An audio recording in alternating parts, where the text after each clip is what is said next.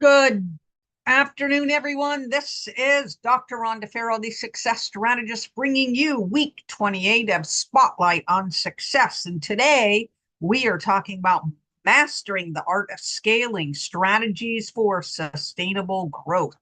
And why is this important? Because as we progress through 2024 into 2025, 2026, we need to focus not only on growth, and I'll explain the difference in just a moment, but we need to get to the point where we're scaling.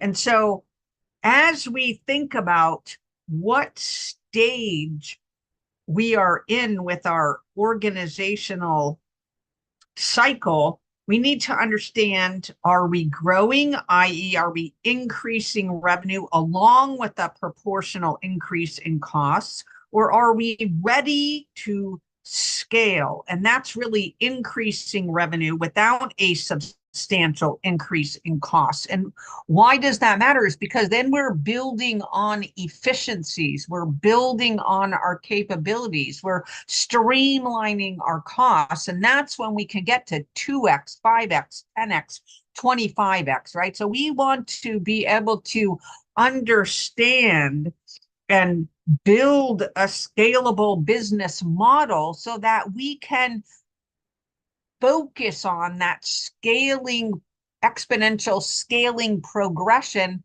early and often.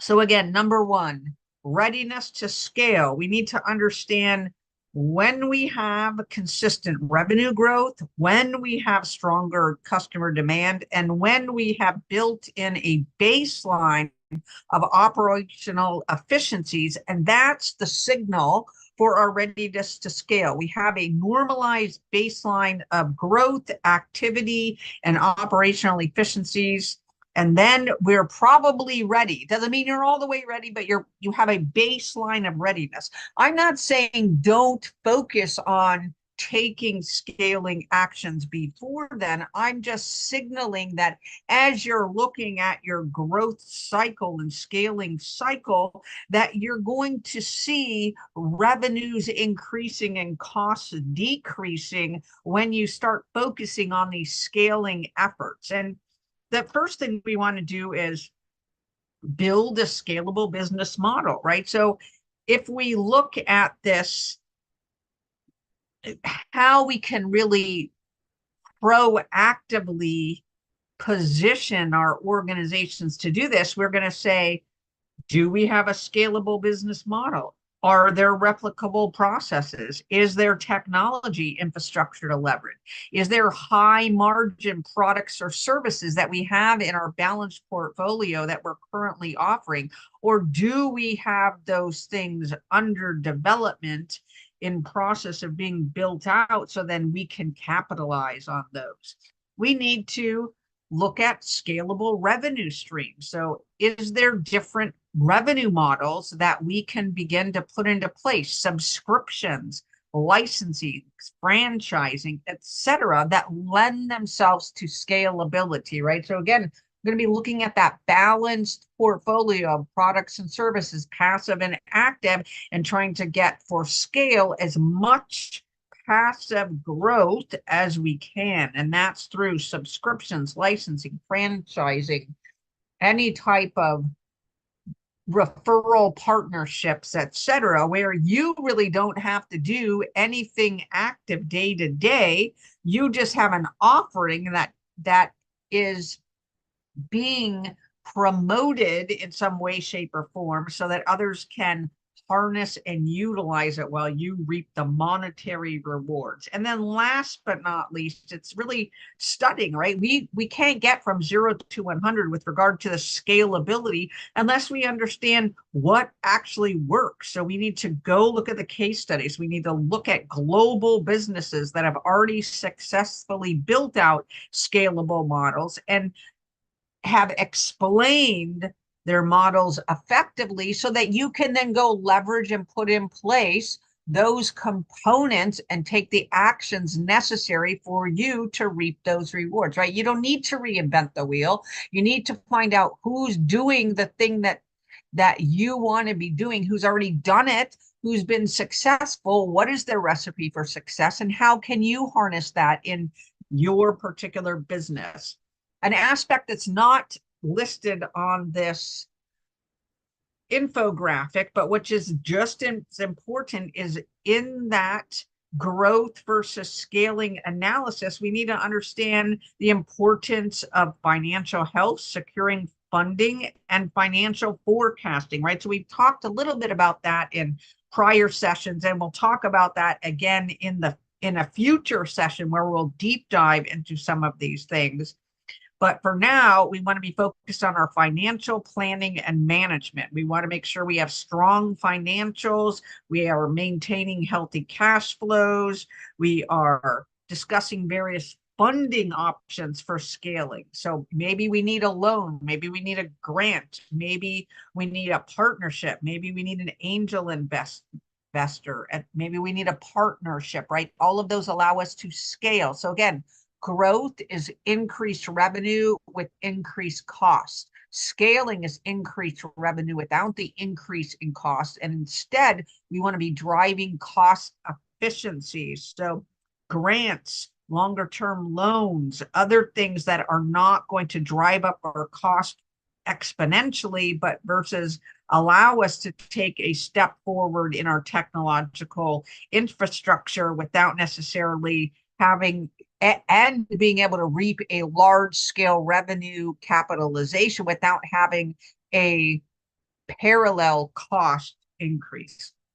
The next thing is people, right? Now that we have the business model, now that we have the infrastructure, now that we have the processes, now that we have the strategic framework and operational framework with which to move forward to scale, now we need the people and the leadership development in order to capitalize on that, right? We can't go from 0 to 100 if we don't have our people on board, our executives on board, our customers and our clients and our partnerships, right? All of them can help you scale, because in large part, you may even be able to leverage part of their technological and process improvements in order to move yourself forward at the same time as you're serving them in some capacity, right? So do not count out the immediate surround sound that you already have from an interconnectedness point of your organization, of your executives, your leadership team, your workforce, your management, your partnerships, your clients, right? Each and every one of them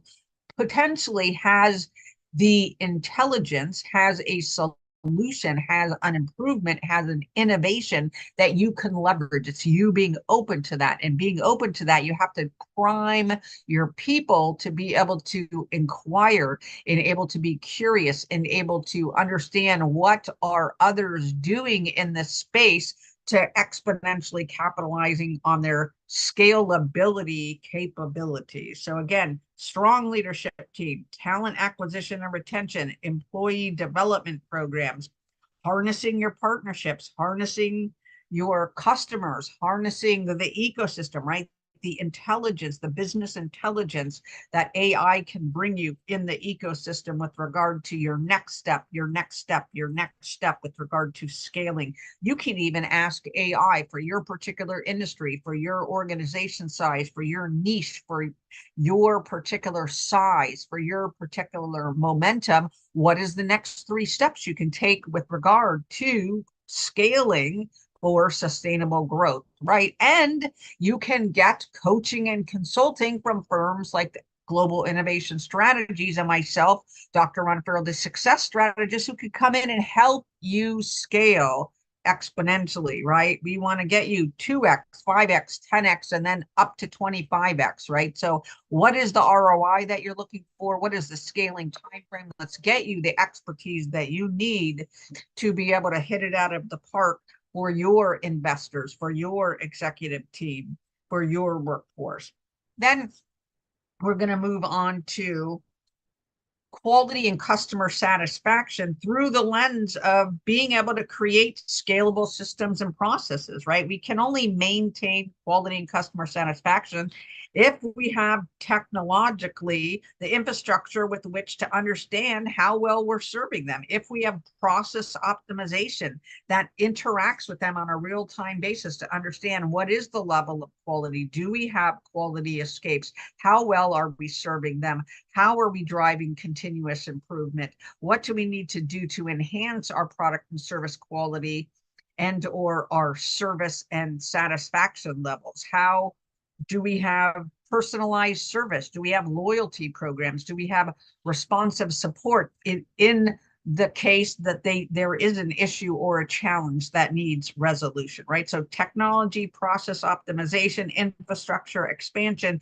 in order to help us better understand, maintain, and grow quality and customer satisfaction for our across our balanced portfolio and for our organization writ large. We can use these just as much internally as we can externally. And when we drive them internally, you get exponential ROI on the external delivery of your products and services, because you will have eaten your own dog food and understand what it takes to move the needle for them. Last but not least is the competitive strategies area, right? We really need to understand how to best navigate market changes such as AI, right? And we really need to understand the competitions that's there and what do we need to do to differentiate. How do we create unique value propositions? How do we niche target? And how do we create strategic partnerships, right? It's all about the strategic tactics for differentiation, right? We want to be